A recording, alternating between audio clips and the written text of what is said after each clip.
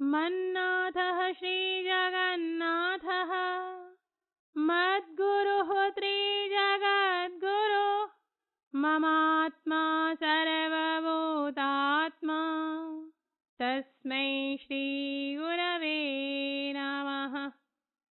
आप सभी को नमस्कार। धर्मधारा के सत्संग श्रृंखला में मैं आपका हार्दिक स्वागत करती हूँ। हमारे श्री गुरु एवं वैदिक उपासना पीठ के प्रेरणा स्रोत परात्पर गुरु परम पूज्य डॉक्टर जयंत बालाजी आठवले के चरणों में वंदन कर आज का सत्संग आरंभ करती हूँ। आज का विषय है शंका समाधान। आज का सत्संग शंका समाधान से संबंधित है, जिसके अंतर्गत धर्मधारा सत्संग के कुछ श्रोताओं के प्रश्नों के उत्तर हम जानेंगे। प्रथम प्रश्न उत्तर प्रदेश के आगरा नगर के श्री मोहन अग्रवाल का है। उनका प्रश्न इस प्रकार है। मेरे पिता की मृत्यु तिथि मुझे ज्ञात नहीं है, परंतु दिनांक और ईस्वी ज्ञात है।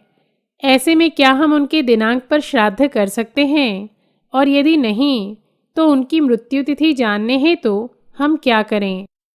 सर्वप्रथम यह जान लें कि श्राद्ध, जन्मदिन, विवाह आदि का वर्षगांठ सदैव ही तिथि अनुसार मनाना चाहिए, तभी उससे आध्यात्मिक लाभ प्राप्त होता है।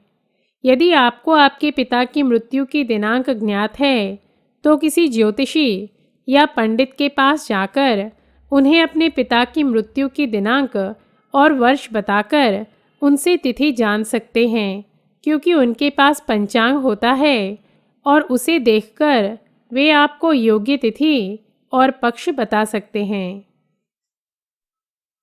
आज का द्वितीय प्रश्न जम्मू के कटरा नगर से श्रीमती नीलिमा माहेश्वरी ने पूछा है। उनका प्रश्न इस प्रकार है। कहते हैं कौवे द्वारा पिंड को स्पर्श करना अच्छा होता है, इसका आधारभूत शास्त्र क्या है, यह जानना चाहती हूँ। कौवे में वासनात्मक विषम तरंगे आकर्षित करने की विशेष क्षमता होती है। श्राद्ध में पिंडदान के माध्यम से पितरों को आवाहन किया जाता है। पितरों की अतृप्त इच्छाएं पिंड के माध्यम से पूर्ण की जाती हैं।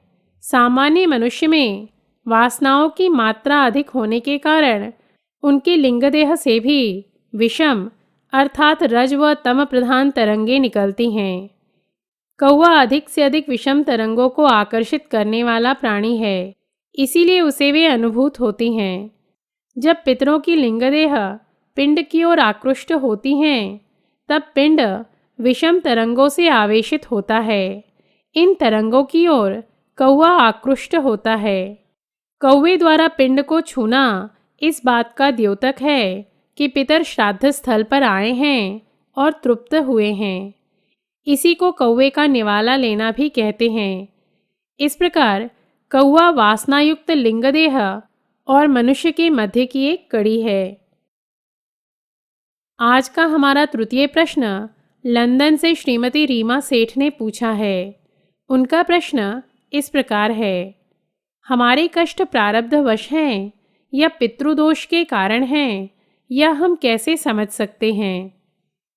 हमारे कष्ट प्रारब्ध के कारण हैं या पितृदोष के कारण हैं, यह मात्र संत ही बता सकते हैं।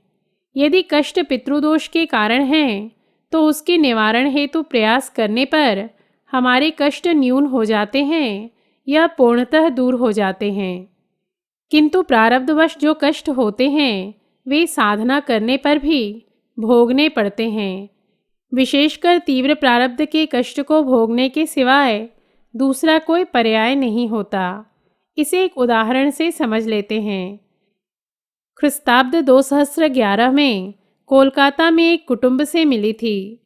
उनके यहाँ 3 पीढ़ियों से तीव्र पितृदोष के कारण वंश वृद्धि नहीं हो रही थी और वे 3 पीढ़ियों से शिशु को गोद लेकर अपना वंश चला रहे थे, परंतु योग्य प्रकार से पितृदोष निवारणार्थ प्रयास करने पर उनके घर में एक पुत्र ने जन्म लिया।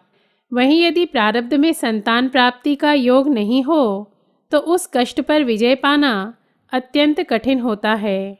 ऐसे दंपति किसी उच्च कोटि के संत की सेवा कर उन्हें प्रसन्न कर लें तभी संतान प्राप्ति की संभावना बन सकती है, क्योंकि ऐसा हो सकता है कि संत उनकी सेवा और भक्ति भाव से प्रसन्न होकर उन्हें आशीर्वाद दे दें और संत के संकल्प के कारण उन्हें संतान प्राप्ति हो जाए, परंतु ऐसा विरला ही होता है एवं इस हेतु इच्छुक दंपति को अनेक वर्ष तक श्रद्धा रख संत सेवा करनी पड़ती है।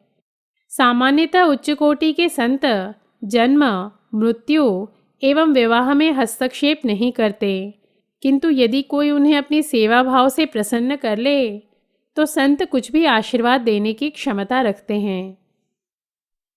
आज के सत्संग का अंतिम प्रश्न कतर के श्री सुमित नारायण राय ने पूछा है।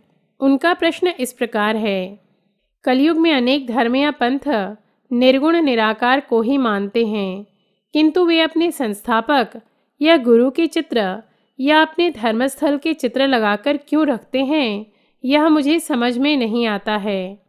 जब उनके यहाँ ईश्वर के निर्गुण स्वरूप को महत्व है तो वे सगुण स्वरूप का आधार क्यों लेते हैं। इस प्रश्न का उत्तर इस प्रकार है।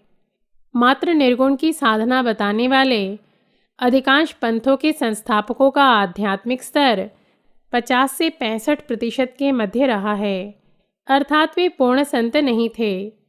60% से अधिक आध्यात्मिक स्तर होने पर निर्गुण तत्व के माध्यम से साधना करना सरल होता है, परंतु सामान्यतः उनके अनुयायियों का आध्यात्मिक स्तर 20 से 35% के मध्य होता है। ऐसे में उनके लिए निर्गुण निराकार को मानकर साधना करना कठिन होता है। अतः वे अपने पंथों के संस्थापक को या अपने धर्मस्थल को ही अपना आधार मान लेते हैं। इसी से सनातन धर्म की श्रेष्ठता सिद्ध होती है। हमारे यहाँ जैसे जैसे युगों के प्रवाह का क्रम बढ़ा एवं समाज की सात्विकता घटने के कारण धर्म के एक एक अंगों का ह्रास होता चला गया, हमारे मनीषियों ने निर्गुण की अपेक्षा सगुण साधना को प्राथमिकता देनी आरंभ की, जिससे कि सामान्य जनमानस की आध्यात्मिक प्रवास में कोई भ्रम या अड़चन न आए। वास्तविकता यह है कि सामान्य व्यक्ति के लिए भक्ति योग एवं ईश्वर के सगुण स्वरूप का आधार लेकर साधना करना अधिक सरल होता है। ऐसे में यदि उन्हें निर्गुण या निराकार की आराधना बताई जाए तो भी वे कोई ना कोई सगुण आधार ढूंढ ही लेते हैं, और विशेषकर कलयुगी जीव के लिए सगुण साधना करना अधिक ग्राह्य होता है। वहीं 60% से अधिक आध्यात्मिक स्तर वाले जीवात्माओं के लिए सगुण साधना करना थोड़ा कठिन होता है, क्योंकि वे सूक्ष्म से उस परम सत्ता से जुड़े होते हैं। सनातन धर्म के पूर्णत्व प्राप्त संतों ने सभी आध्यात्मिक स्तर के व्यक्तियों का विचार कर सगुण और निर्गुण दोनों ही प्रकार की साधना ही नहीं बताई है, अपितु यह भी कहा है कि सगुण निर्गुण ना ही भेदा भेद, अर्थात सगुण और निर्गुण स्वरूप में कोई भेद नहीं होता। अतः सब कुछ हमारे आध्यात्मिक स्तर और साधना मार्ग पर निर्भर करता है। यह आध्यात्मिक तथ्य उन अध्यात्मविदों को ज्ञात नहीं होता है जिन्होंने पूर्णत्व को प्राप्त नहीं किया होता है। आज इन्हीं शब्दों के साथ हमारे श्री गुरु परम पूज्य डॉक्टर आठवले के चरणों में कृतज्ञता व्यक्त कर सत्संग समाप्त करती हूँ।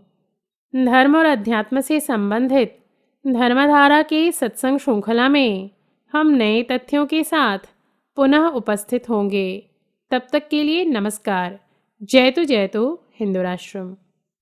इस सत्संग को जो प्रथम बार सुन रहे हैं वे यदि इसी प्रकार प्रतिदिन व्हाट्सएप के माध्यम से सत्संग सुनना चाहते हैं तो अपना नाम और कहाँ रहते हैं यह बताकर चलभाष क्रमांक अर्थात मोबाइल क्रमांक 9717492523 में मुझे जागृत भव गुट में जोड़ें, यह संदेश लिखकर भेजें एवं YouTube के सर्च ऑप्शन में जाकर वैदिक उपासना जिसकी वर्तनी है VEDICUPASANA लिखकर पूज्या तनुजा ठाकुर के अन्य सत्संगों का लाभ उठा सकते हैं।